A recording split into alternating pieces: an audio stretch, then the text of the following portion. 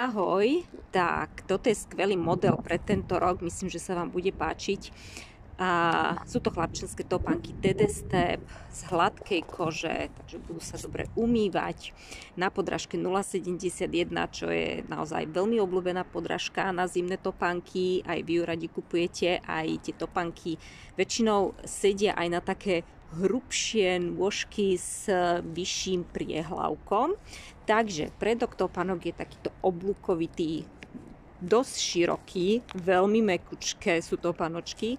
Zadu napätie, päta je spevnená, takže je tam spevnenie. Povedala by som taká alternatíva barefoot. Topánky, zvršok je prišitý k podrážke, ale aj prilepený. Sú topánočky trošku drahšie, pretože výrobca tu u týchto topánočiek použil Sweet Step podrážku, čo je kombinácia prírodného kaučuku a kukurice alebo cukrovej trstiny. Teraz fakt vám úplne neviem z hlavy povedať. V každom prípade obidva tie materiály sú prírodné.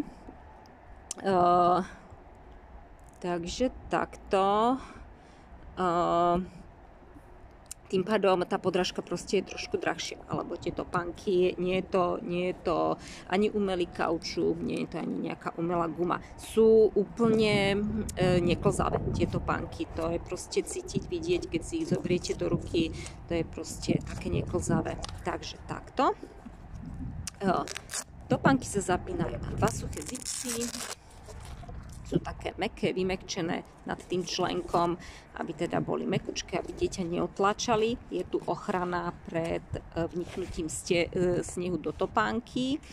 Takže takto, veľmi huňatý, hrubý kožušok. Tak. Topánočky majú vyberateľnú stielku. Tá má takýto vaničkovitý tvar, tu pod pätou. A takisto je vytvarovaná v oblasti klemby. Ten kožušok je vysoký asi 0,5 cm. Takže takto, dám to späť. Topánky majú vodoodpudivú úpravu od výroby.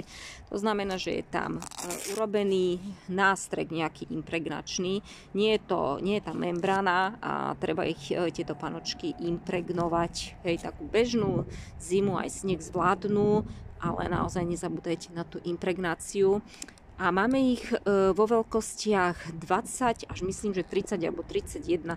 Takže sú teda aj pre tie menšie decká, aj určené aj teda pre tých takých škôlkarov.